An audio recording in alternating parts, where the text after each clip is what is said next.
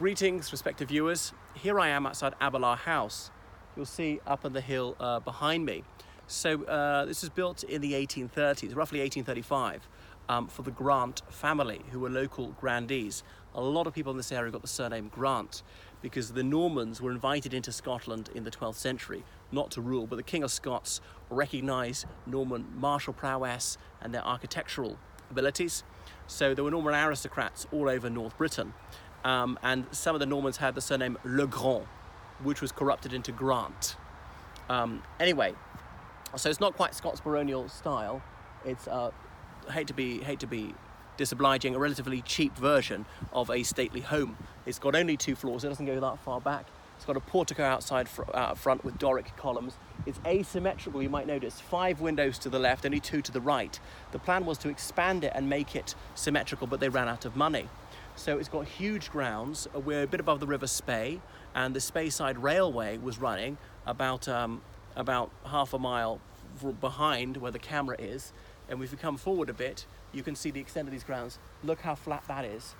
Anyway, there was Kurt Hahn, who was a German Jew, born in 1884. Went to the University of Berlin, then the University of Oxford, who founded Gordonstoun School in 1934.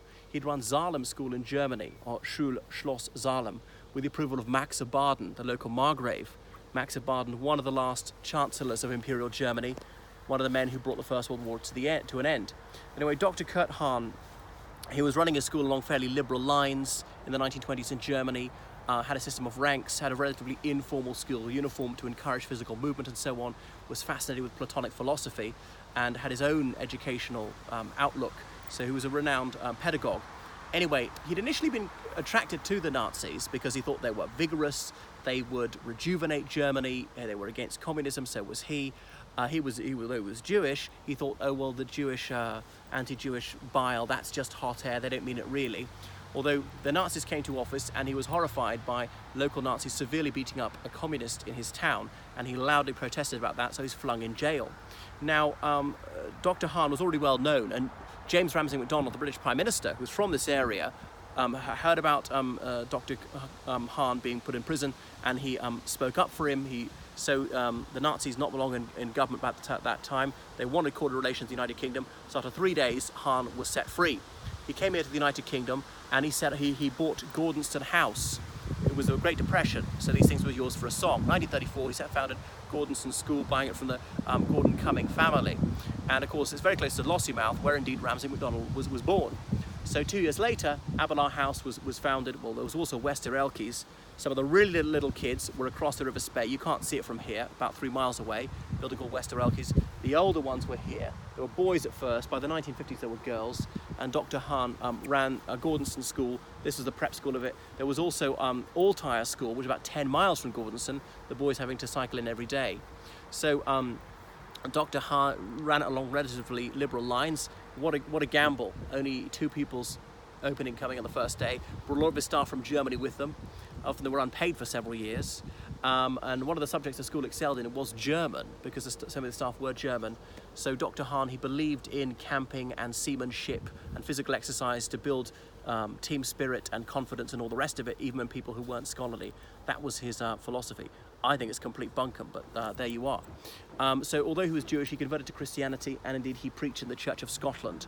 So a real coup for him was getting Prince Philip to go there, Prince Philip of Greece, who'd been living in Paris at the time, as in he was the grandson of the King of Greece. He was the son of Prince Andrew of Greece, the man who later married Queen Elizabeth II.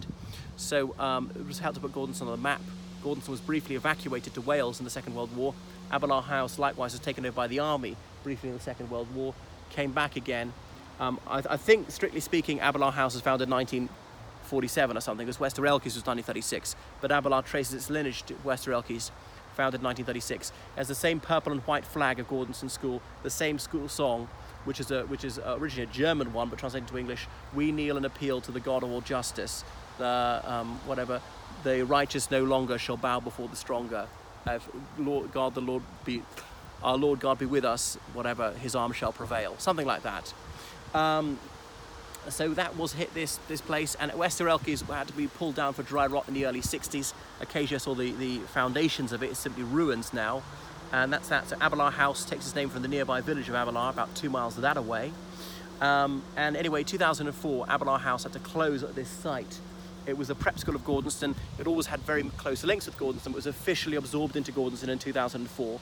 Well, sort of absorbed in beforehand. It was almost like two schools, but about 12 miles apart. The junior one here, the senior one, Gordonston School, just north of Elgin, very close to the coast. 2004, this closed as a school. There's a new purpose-built prep school on the main site of Gordonston School, and that is Aberlour House. It retains the name, and it was bought by Walker's biscuit factory, this shortbread factory, as their corporate headquarters. Well, that is a potted history of Aberlour House.